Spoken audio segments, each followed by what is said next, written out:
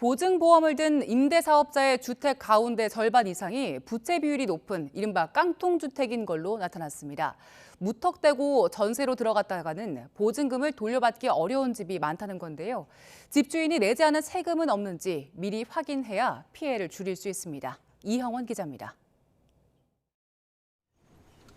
빚이 많아 집을 팔아도 세입자한테 보증금을 돌려주기 어려운 사례가 많은 것으로 확인됐습니다. 보증보험에 든 임대사업자가 가진 주택 가운데 절반 이상이 깡통주택으로 조사된 겁니다. 주택도시보증공사 자료를 보면 법인과 개인 임대사업자가 보증보험에 가입한 주택 수는 70만 채가 넘습니다. 이 가운데 부채 비율이 80% 넘는 집만 54%에 달합니다. 자기 자본 없이 그냥 여러 경로를 통해서 여러 채의 집을 사고 그걸 임대사업으로 전환해가지고 하고 있는데 취약성이 굉장히 심각하다.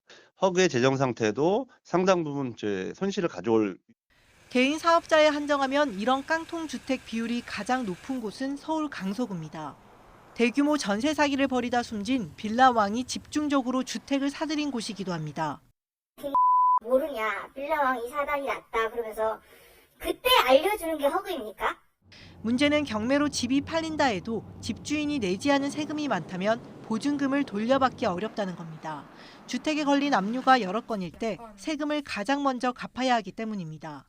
개인정보가 좀 민감하다 보니까 집주인들 같은 경우에는 자기 체납 내역을 안 떼어주죠, 보통은. 이게 체납된 세액이 있으면 그게 우선순위가 돼버리잖아요, 경매 절차에서. 내 보증금을 돌려받지 못하게 되는 그런 문제가 생기는데 정부가 오는 4월부터 보증금이 일정액을 넘는 전셋집은 주인 동의 없이도 체납액을 확인할 수 있게 한 이유입니다.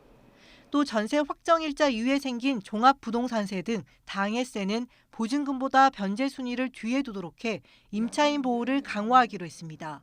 YTN 이영훈입니다.